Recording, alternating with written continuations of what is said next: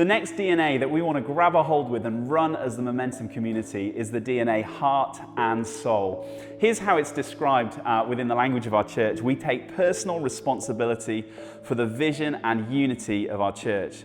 We're committed to making God's kingdom the central cause of our lives, no matter the cost. A couple of thoughts on this from me before I hand over to an interview that I did with some of our business leaders. The first thought is this: so often I see business and church divided as two separate things. At times there seems to be a disconnect between the two, perhaps even at times an antagonism between the two. That's not our vision in Freedom Church. Our heart for Momentum, our heart for our community for business leaders is bringing these two communities together and saying they're one call to build God's kingdom 24/7 through all of our lives, through the work and the ministry of our church, but also through the work and the ministry of our hands in our businesses as well. And we need to take personal responsibility for building the unity between these two things. My prayer, my hope, my aspiration is even meeting today and talking is a way of saying to you as a business leader that we're behind you. We believe in the call that God has placed upon your life to go and build His kingdom through marketplace ministry. You're reaching people, connecting into communities and resourcing through the work of your hands. And I want you to feel the encouragement and the support of our church behind you as well. I also hope and pray that our church is a place that you're able to fully connect into and engage with as well, as a family, as a community, to stand together, to be together, and to build God's kingdom together. Now, one of the things that a number of our business leaders have brought to me over and over is the question of giving in the context of business as well. We're in a series in church at the moment, the Generation Generous series, where we've been talking about generosity. And as we were planning this event, a number of our business leaders said to me, this is an opportunity for us to talk about giving in the context of business as well.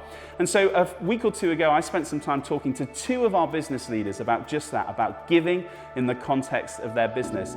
And I'm going to hand over now to a short interview. It's an extract actually of the interview. You'll notice that we had to slice it down. When we got started, it was hard to stop us. But I hope that you'll find in this interview some inspiration when it comes to giving through your business, giving from the resources that God's released into your business. Let's have a listen. So first question I wanted to ask you guys is, tell us a bit about your journey around giving and business. Why don't we come over to Alex first? I guess the word journey is one of those words, and it is helpful. So when I first started Communion, I had a vision, and I had a vision to pay my mortgage, and to do that and to do it month by month. And then, after the first few years of doing that, you start to get challenged to extend your vision. But essentially, you start getting the idea that actually you're not getting out of bed to pay your bills. And what makes that worthwhile? It's having a bigger vision of why you're doing this. And I like the phrase, not what do you want to do, but what do you want to see happen? And as I've got a little bit more experienced in business, and certainly being journeying with Freedom, you start to get a vision of what you want to see happen. Being in business allows you to see more things happen.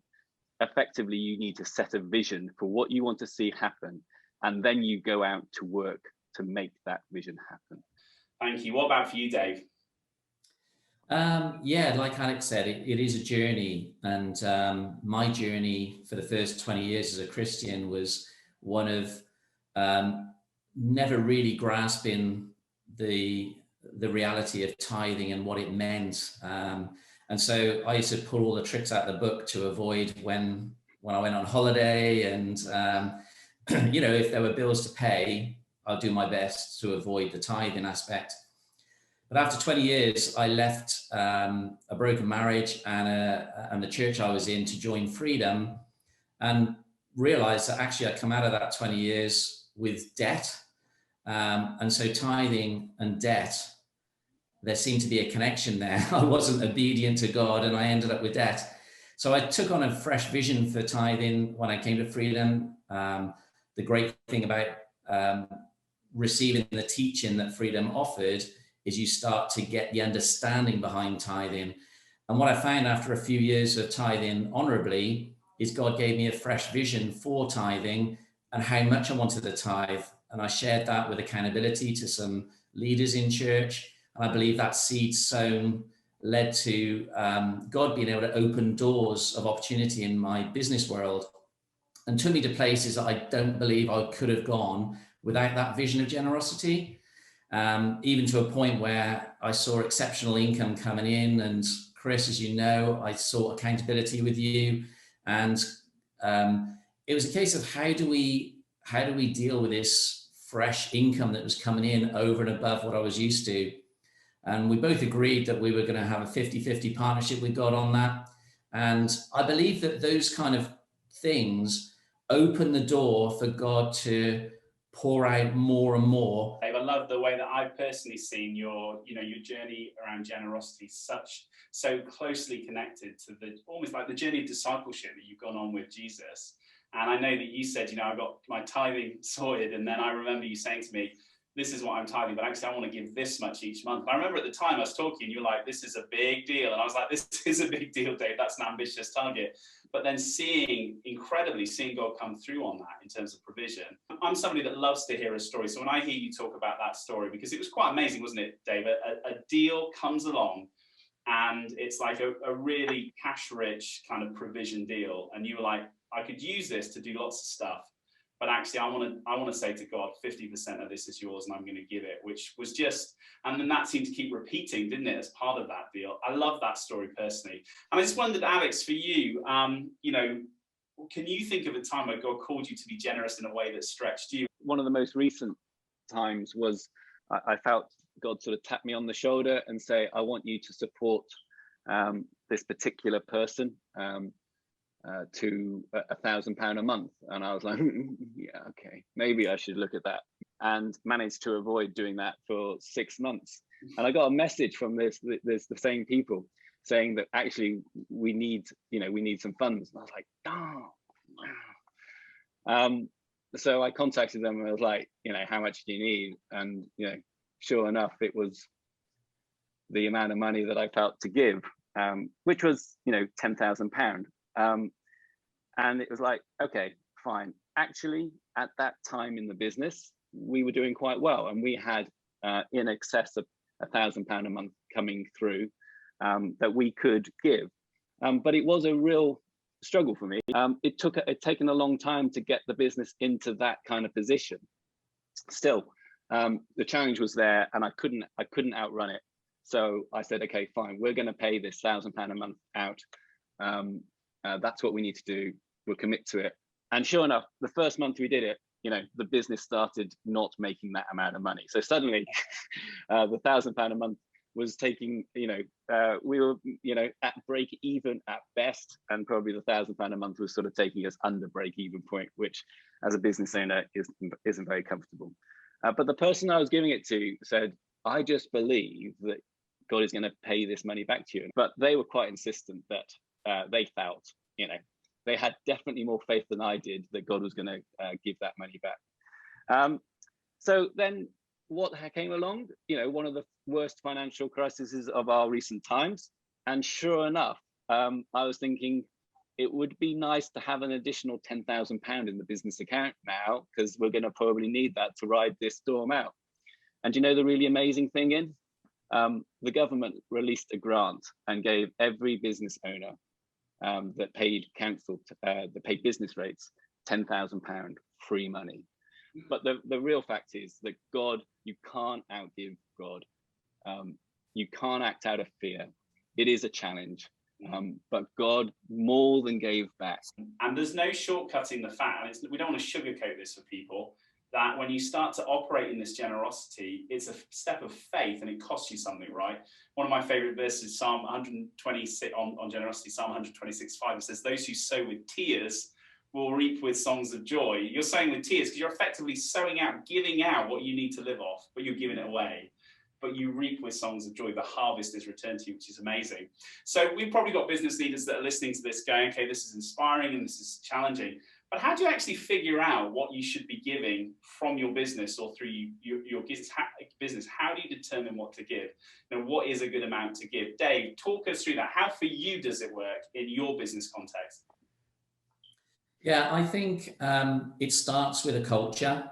And so for me, it's been a process of becoming more and more joyful and more and more wanting to give.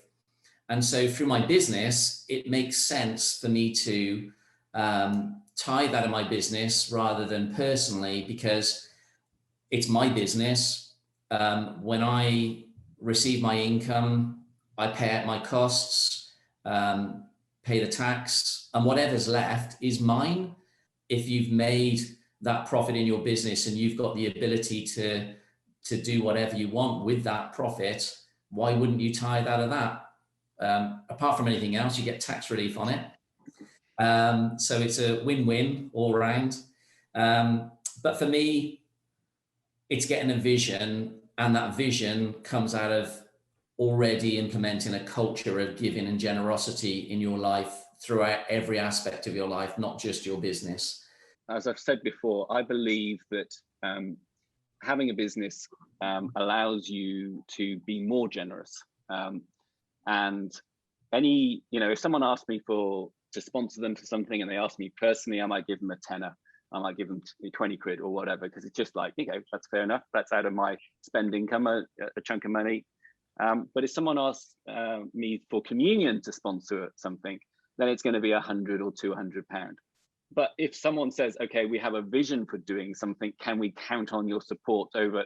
Then I'd be talking, personally, I might be talking 100, 150 quid, 200. But through a business, I'll be looking at going, okay, it's £1,000, it's 1,500, it's a bigger chunk of money. So I just got this sort of 10x figure. If they can get through their business, I think they can 10x that. All right, guys, we're going to have to bring this to an end now. But just in closing, any final thing you'd like to say to our momentum leaders on this? Dave, let's come to you. Yes, I would say the culture of generosity brings freedom. That's it. If you've not experienced the generosity principle, it brings freedom. The scripture says it was for freedom that Christ has set us free. And most people I see that are anxious and can't sleep at night with their businesses, it's because they haven't really understood this principle of generosity and giving, and they're holding on to things too tightly. It's time to just let go and let God. We've been quite open in this conversation. I've really enjoyed the conversation. But we have actually named figures. We've talked openly about it. And I can understand that in the Bible, it says you should never let the right hand know what your left hand is doing. And that's so that we don't use generosity in a way in order to puff ourselves up or to give us, positions, because by that point you've received all your reward, and we don't want that.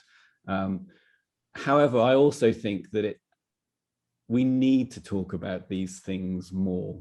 It's been really helpful to listen to Dave and to listen to how he approaches money, and already that's inspiring ideas within myself.